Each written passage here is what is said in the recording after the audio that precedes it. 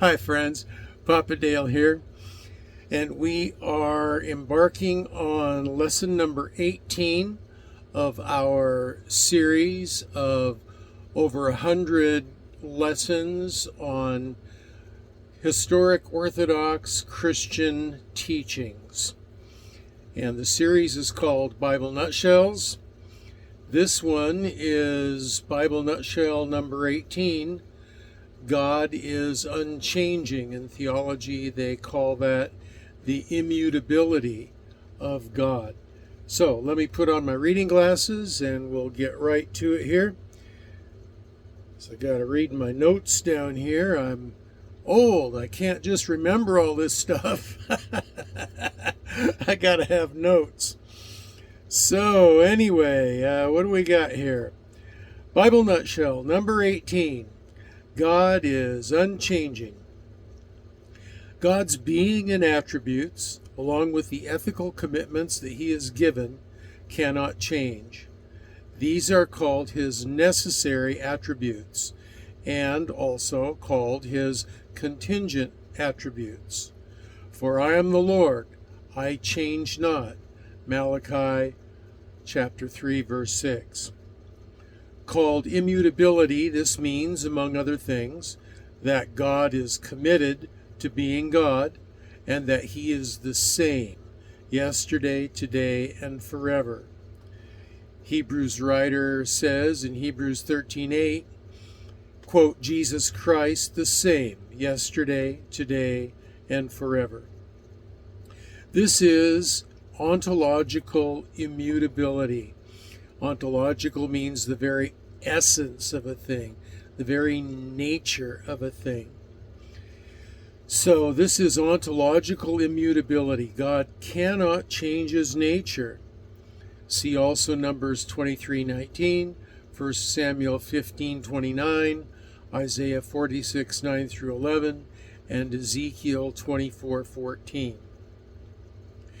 His immutability defines all of God's other attributes. He is immutably wise, merciful, good, gracious, omnipotent, omniscient, just, holy, and many more. Every characteristic of his nature is unchanging. Their sum is what makes God, God, and he cannot stop being God. James chapter 1 verse 17 also teaches the immutability of God. Quote, every good gift and every perfect gift is from above and comes down from the Father of lights, with whom is no variableness nor shadow of turning. End quote. The shadow of turning refers to our perspective on the sun. It is eclipsed as it moves, and it casts its shadow. The sun rises and sets. It appears and disappears every day.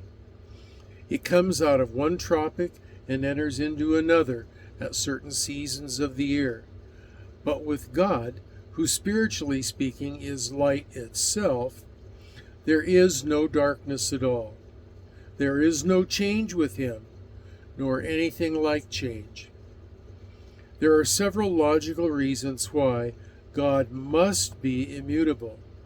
That is, why it is impossible for God to change. First, if anything changes, it must do so in some chronological order. There must be a point in time before the change and a point in time after the change. Therefore, for the change to take place, it must happen within the constraints of time. However, God is eternal and exists outside of the constraints of time. See Psalm 33:11, 41:13, 92 through 4, John 17:5, and 2 Timothy 1:9 for a little more on that. Second, the immutability of God is necessary for his perfection. If anything changes, it must change either for the better or for the worse, because a change that makes no difference is not a change. For change to take place, either something that is needed is added, which is a change for the better, or something that is needed is lost, which is a change for the worse. But since God is perfect, he does not need anything. Therefore, he cannot change for the better.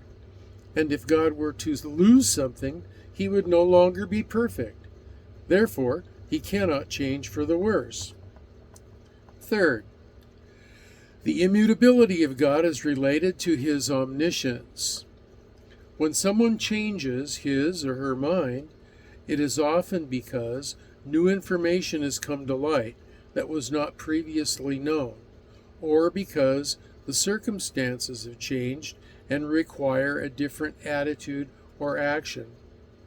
Because God is omniscient, he cannot learn something new that he did not already know. So when the Bible speaks of changing his mind, it must be understood that the circumstance or situation has changed, not God.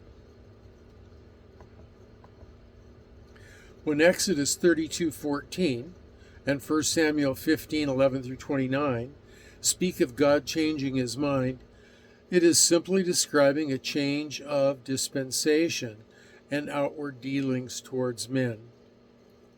There are verses in the Bible that appear to contradict this doctrine.